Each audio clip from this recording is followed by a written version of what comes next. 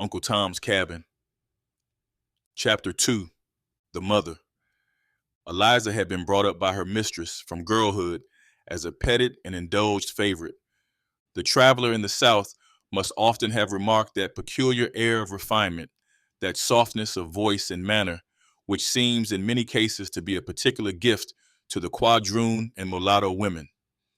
These natural graces in the quadroon are often united with beauty of the most dazzling kind, and in almost every case with a personal appearance prepossessing and agreeable.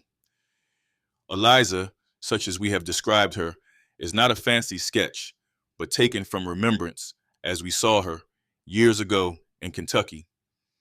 Safe under the protecting care of her mistress, Eliza had reached maturity without those temptations which make beauty so fatal an inheritance to a slave. She had been married to a bright and talented young mulatto man who was a slave on a neighboring estate and bore the name of George Harris. This young man had been hired out by his master to work in a bagging factory, where his adroitness and ingenuity caused him to be considered the first hand in the place. He had invented a machine for the cleaning of the hemp, which, considering the education and circumstances of the inventor, displayed quite as much mechanical genius as Whitney's cotton gin. A machine of this description was really the invention of a young colored man in Kentucky. Mrs. Stowe's note. He was possessed of a handsome person and pleasing manners, and was a general favorite in the factory. Nevertheless, as this young man was in the eye of the law, not a man but a thing, all these superior qualifications were subject to the control of a vulgar, narrow-minded, tyrannical master. This same gentleman, having heard of the fame of George's invention, took a ride over to the factory to see what this intelligent chattel had been about. He was received with great enthusiasm by the employer, who congratulated him on possessing so valuable a slave. He was waited upon over the factory, shown the machinery by George, who, in high spirits, talked so fluently, held himself so erect, looked so handsome and manly, that his master began to feel an uneasy consciousness of inferiority. What business had his slave to be marching around the country, inventing machines and holding up his head among gentlemen? He'd soon put a stop to it. He'd take him back and put him to hoeing and digging and see if he'd step about so smart. Accordingly, the manufacturer and all hands concerned were astounded when he suddenly demanded George's wages and announced his intention of taking him home. "But Mr. Harris," remonstrated the manufacturer, "isn't this rather sudden?" "What if it is? Isn't the man mine?" "We would be willing, sir, to increase the rate of compensation." "No object at all, sir. I don't need to hire any of my hands out unless I've a mind to." "But, sir, he seems peculiarly adapted to this business." "Dare say he may be. Never was much adapted to anything that I set him about, I'll be bound." "But only think of his inventing this machine," interposed one of the workmen, rather unluckily. "Oh, yes, a machine for saving work, is it? He'd invent that, I'll be bound. Let a nigger alone for that, any time.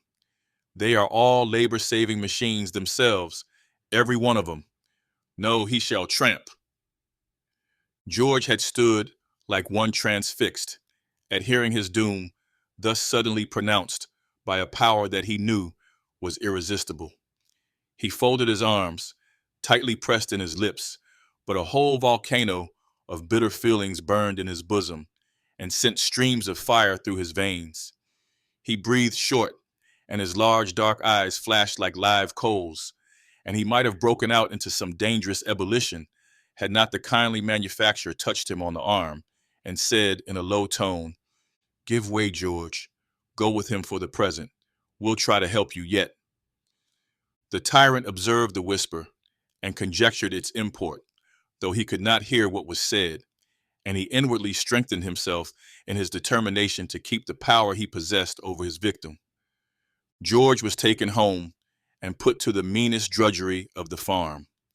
He had been able to repress every disrespectful word, but the flashing eye, the gloomy and troubled brow, were part of a natural language that could not be repressed, indubitable signs which showed too plainly that the man could not become a thing.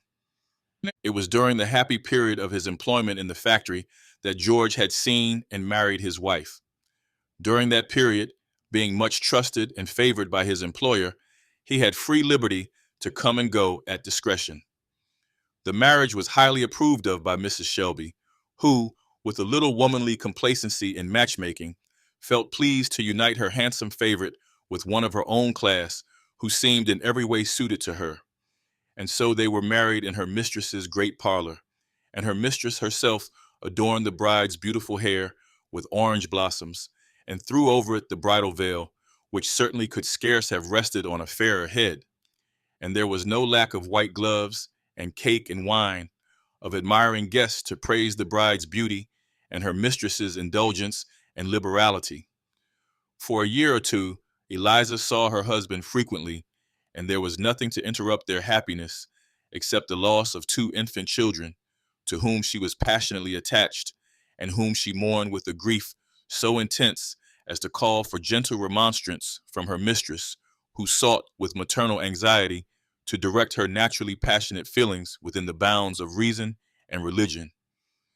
After the birth of little Harry, however, she had gradually become tranquilized and settled, and every bleeding tie and throbbing nerve once more entwined with that little life seemed to become sound and healthful, and Eliza was a happy woman up to the time that her husband was rudely torn from his kind employer and brought under the iron sway of his legal owner. The manufacturer, true to his word, visited Mr. Harris a week or two after George had been taken away, when, as he hoped, the heat of the occasion had passed away, and tried every possible inducement to lead him to restore him to his former employment. "You needn't trouble yourself to talk any longer," said he doggedly. "I know my own business, sir." "I did not presume to interfere with it, sir. I only thought that you might think it for your interest to let your man to us on the terms proposed." "Oh, I understand the matter well enough. I saw your winking and whispering the day I took him out of the factory. But you don't come it over me that way. It's a free country, sir. The man's mine, and I do what I please with him. That's it." And so fell George's last hope. Nothing before him but a life of toil and drudgery, rendered more bitter by every little smarting vexation and indignity which tyrannical ingenuity could devise. A very humane jurist once said, "The worst use you can put a man to is to hang him." No, there is another use that a man can be put to that is worse.